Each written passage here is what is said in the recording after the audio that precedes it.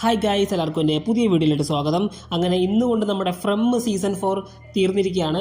ഇന്ന് ലാസ്റ്റ് എപ്പിസോഡായ 10 ഇറങ്ങിയിട്ടുള്ളത്.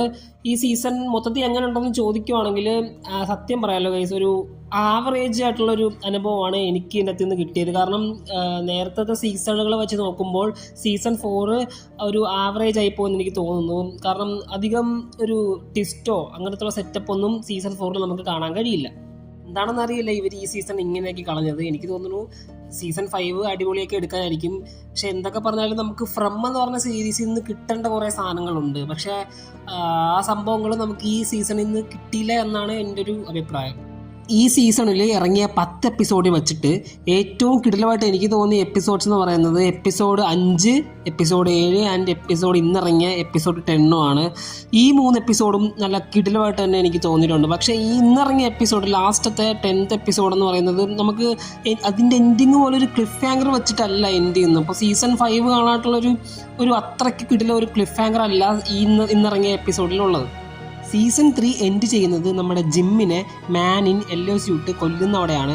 പക്ഷേ നമ്മളപ്പോൾ വിചാരിച്ചു സീസൺ 4 ആകുമ്പോൾ മാൻ ഇൻ യെല്ലോ സ്യൂട്ട് ആരാണ്, എന്താണ് പുള്ളിയുടെ ബാക്ക്ഗ്രൗണ്ട് എന്നൊക്കെ നമുക്ക് അറിയാമായിരിക്കുന്നു. പക്ഷേ ഈ സീസണിൽ അതൊന്നും കാണിച്ചിട്ടില്ല. പക്ഷേ മാൻ ഇൻ യെല്ലോ സ്യൂട്ടിനെ ഇതിനകത്ത് വേറെ രീതിയിലാണ് കാണിച്ചിരിക്കുന്നത്.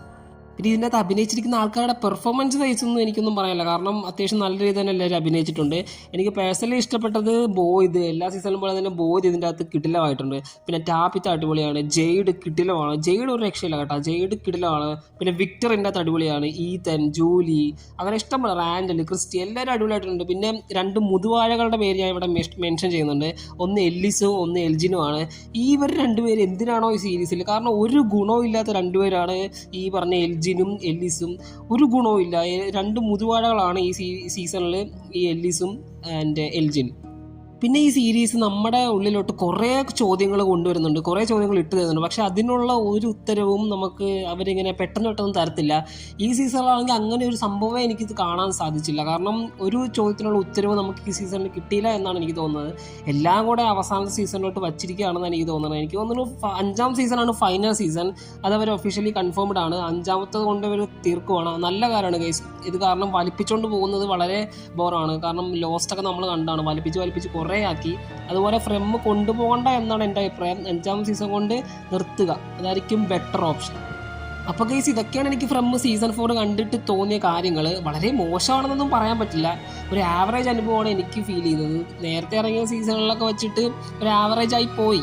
പക്ഷേ അടുത്ത സീസണിൽ നന്നാവും നമുക്ക് പ്രതീക്ഷിക്കാം. നന്നായേ പറ്റൂ, കാരണം ഇത്രയും ഒരു ഫേമസ് ആയ സീരീസാണ്. അപ്പോൾ അതിൻ്റെ അവസാനം കൊണ്ട് തുലയ്ക്കാതിരുന്നാൽ മതി. കാരണം കുറേ സീരീസ് ഇങ്ങനെ അവസാനം കൊണ്ട് കലമുടയ്ക്കുന്ന അവസ്ഥകളാണ് ഇപ്പോൾ നമ്മൾ കണ്ടുകൊണ്ടിരിക്കുന്നത്. അപ്പോൾ ഇതെങ്കിലും അതിനെ മാറ്റുമെന്ന് നമുക്ക് പ്രതീക്ഷിക്കാം. സീസൺ 5 അടിപൊളിയാട്ടെ എന്ന് ഞാൻ ആഗ്രഹിക്കുന്നു. അപ്പം ഇതൊക്കെയാണ്. പിന്നെ ഈ സീരീസ് കാണാൻ നേരത്ത് ഈ സീസൺ കാണാൻ നേരത്ത് നമുക്ക് എവിടെയൊക്കെ ഒരു സ്ട്രേഞ്ചർ തിങ്സ് വൈബൊക്കെ അടിക്കും. പ്രത്യേകിച്ച് ഈ ലാസ്റ്റ് എപ്പിസോഡ്, ഇന്നിറങ്ങിയ ലാസ്റ്റ് എപ്പിസോഡിൽ എവിടെയൊക്കെ ഒരു സ്ട്രേഞ്ചർ തിങ്സ് വൈബൊക്കെ അടിക്കും. പക്ഷെ പരിപാടി കൊള്ളായിരുന്നു. ഇവിടെ മാത്രമല്ല, ചില എപ്പിസോഡ്സിലൊക്കെ നമുക്കങ്ങനെ തോന്നും. അപ്പം ഇതൊക്കെയാണ് ഈ സീസൺ കണ്ട് എനിക്ക് തോന്നിയത്. അപ്പോൾ നിങ്ങൾ കണ്ടവരാണെങ്കിൽ നിങ്ങളുടെ വിലയേറിയ അഭിപ്രായങ്ങൾ താഴെ കമൻറ്റ് ബോക്സിൽ കമൻറ്റ് ചെയ്യുക. അപ്പോൾ നിങ്ങൾക്ക് ഈ വീഡിയോ ഇഷ്ടപ്പെട്ടെന്ന് വിചാരിക്കുന്നു. ഇഷ്ടപ്പെട്ടെങ്കിൽ തീർച്ചയായിട്ടും ലൈക്ക് ചെയ്ത് സബ്സ്ക്രൈബ് ചെയ്ത് സപ്പോർട്ട് ചെയ്യുക. അപ്പോൾ നെക്സ്റ്റ് വീഡിയോ ആയിട്ട് വരുന്നവരേക്കും ബൈ.